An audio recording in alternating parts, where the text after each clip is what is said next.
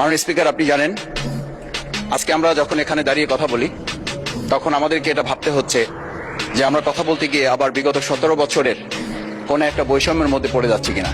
কিন্তু আমাদেরকে এটা ভাবতে হচ্ছে, আমরা যখন এখানে দাঁড়িয়ে কথা বলছি, আমাদের কথা বলার সময় শহীদ শরীফ ওসমান হাদি ইনসাফের পক্ষে কথা বলার সময় বলেছিল, আমার প্রতি যে জুলুম করবে আমি তার সাথেও ইনসাফ করতে চাই। আমরা লক্ষ্য করেছি এই সরকার প্রতিষ্ঠিত হওয়ার পর শরীফ ওসমান হাদির ব্যাপারে তার বিচারে কতটুকু কার্যকারিতা নিয়ে এসেছে তা আমরা এখন পর্যন্ত জানতে পারিনি। আমার মনে হয় আমরা সংবিধান নিয়ে ঘাটাঘাটি করতে করতে যদি সংবিধানই আমাদের রক্ষা করতে পারত, তাহলে সংবিধান আমাদেরকে বলে দিত যে আমাদের সেদিন বালু ট্রাক সরানোর ক্ষেত্রে সংবিধানের পৃষ্ঠা আমাদেরকে খুঁজতে হতো। সংবিধান যদি আমাদেরকে রক্ষা করতে পারত, তাহলে 72-এর সংবিধানের আলোকে আজকে আমাদের এখানে থাকার কথা না, আমি শফিকুল ইসলাম মাসুদ আমার এখন জেলখানায় থাকার কথা।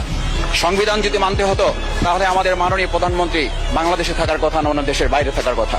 সংবিধান মানতে হলে বর্তমান স্বরাষ্ট্রমন্ত্রীর এখন দেশের বাইরে থাকার কথা ছিল। সংবিধান মানতে হলে যে বাচ্চাদেরকে আজকে এখানে শিক্ষা দেওয়া হচ্ছে, দীক্ষা দেওয়া হচ্ছে, কিংবা তাদেরকে কোনো কোনো ক্ষেত্রে জাসদের সাথে তুলনা করা হচ্ছে, সেই বাচ্চাদের নিয়ে আমরা এই সরকার দলের লোকদেরকে, সরকার দলের সম্মানিত নেতৃবৃন্দকে আমরা চোখের পানিও ফেলতে দেখেছি। আবার কাউকে কাউকে কথা বলতেও শুনেছি যে এই সমস্ত বাচ্চাদের, আমরা তাদের শিক্ষার্থীদের আন্দোলনের সাথে আমাদের কোনো সম্পর্ক ছিল না। আমরা খুব লজ্জিত হই মাননীয় স্পিকার, আমাদের এই বর্তমান সময়ে আমরা যদি এটা খেয়াল করি যে আমাদের বাংলাদেশের এই বর্তমান প্রেক্ষাপটটা নতুন করে এখন যে গণভোটের যে আজকে ন্যায্যতা অন্যায্যতা, সাংবিধানিক পৃষ্ঠা, লাইন, অক্ষর, দাড়িকমা আমাদেরকে শেখানোর চেষ্টা করা হচ্ছে, যদি সেটা হতো তাহলে বাংলাদেশ জাতীয়তাবাদী দলের সম্মানিত মহাসচিব তিনি কয়েক হাজার পুলিশের বেষ্টনীর মাঝখানে একা একটা মোবাইল নিয়ে তাকে আমরা দাঁড়িয়ে থাকতে দেখেছি, তখন সংবিধান আমাদেরকে রক্ষা করতে পারে নাই। কারণ স্পিকার, আমি 350 মামলা নিয়ে 7 মাসের ব্যবধানে, আপনিও আমার 2-1টা মামলাতে আপনি আমাকে সহযোগিতা করেছেন, সেটা এই সুযোগে ধন্যবাদ জানাতে চাই। আমার 350 মামলা জামিন করতে 7 মাস সময় লেগেছে, আমার বের হতে সময় লেগেছে 4.5 বছর। আমি সেই 4.5 বছরে 3 বার রিয়ারেস্ট হয়ে 2 বার গুম হয়েছি।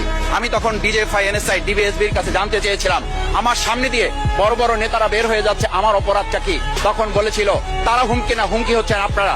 আমাদেরকে যখন শেখ হাসিনার শেষ সরকার নিষিদ্ধ করেছিল, তখন তারা 14 দল মিটিং করে বলেছিল এই জামাত শিবির হচ্ছে সবচেয়ে বড় সমস্যা, তাদেরকে নিষিদ্ধ করলে এই আন্দোলন থেমে যাবে। আজ একটা কথা পরিষ্কার বলতে চাই, এই গণবিপ্লব নিয়ে আমাদের মাথা ব্যথার মূল কারণ হচ্ছে এখানেই শেখ হাসিনা আমাদেরকে যথার্থ টার্গেটটা করেছিল। সেই টার্গেটের মূল লক্ষ্য ছিলাম আমরা।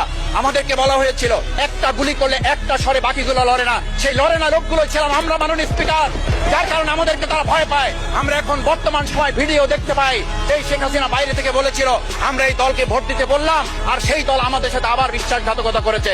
আমরা সেই শেখ হাসিনার বক্তব্য শোনার পর আমরা কাউকে আজকে এখানে বলতে শুনে নাই শেখ হাসিনার ওই বক্তব্য সঠিক নয়, এই মানুষ প্রতারিত হয়েছে, বেইমানি করা হয়েছে। আবার যদি গণভোট, জুলাই সনদ নিয়ে এই জাতির সাথে প্রতারণা করা হয়, তাহলে মূল্য দিতে হবে শুধু নয়, আবার আমাদেরকে 17 বছরের সেই জেল জুলুম, নিপীড়ন, খুন খুনের জায়গায় আমাদেরকে ফিরে যেতে হবে। আমি মনে করি পরিষ্কার বক্তব্য, গণভোটের প্রতি সমর্থন না জানিয়ে জুলাই সনদকে যদি আজকে ইগনোর করা হয়, তাহলে আমাদেরকে কিন্তু আবার সেই গুম খুনের আয়না ঘরের দিকে আমাদেরকে ধাবিত করা হবে। আমি মনে করি গণভোটের বিরোধিতা করার অর্থ হচ্ছে আমরা আয়নাঘরকে সমর্থন করতে চাই। গণভোটের বিরোধিতা করা মানে হচ্ছে 70% মানুষকে আমরা অনিচ্ছভাবে তাদেরকে আবার ধিক্কার জানাতে চাই।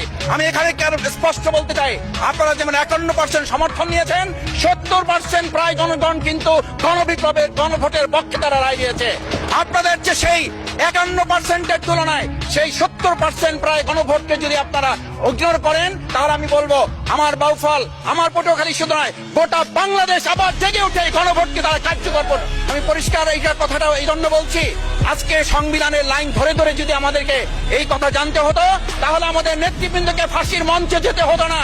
আমার মতো ছোট মানুষের কাছে সে সময় ডিজিএফআইর কাছে প্রস্তাব এসেছিল, আপনারা কি চান? মন্ত্রিত্ব চান, দেশ পরিচালনা চান, সবকিছু দেওয়া হবে, শুধু শেখ হাসিনার নীতিতে আপনারা আসেন। সেই নীতি তো ছিল 72-এর সংবিধান, সেই নীতি নিয়ে আজকে কেন এখানে এত কথা বলা হচ্ছে? আমরা পরিষ্কার জানি, আমরা যদি সেই 72-এর সংবিধানকে ভালোবাসি, তাহলে এখানকার নেতৃবৃন্দ এবং মরহুমা বেগম খালেদা জিয়া নিজে বলেছিল আমরা সুযোগ পেলে এই সংবিধানকে আমরা ছুঁড়ে ফেলে দেব। সেই সংবিধানের প্রতি আজকে বর্তমান সরকারি দলের কেন এত প্রেম জাগ্রত হয়েছে, এটা বাংলাদেশের মানুষের জানার অধিকার আছে। আমি আমার প্রিয় বাউফলের মানুষের প্রতি ভালোবাসা, শ্রদ্ধা জানাই। যেই বাউফলবাসী আমার দাবি আদায়ের জন্য, আমার এলাকার মানুষের অধিকার আদায়ের জন্য এখানে দিয়েছে,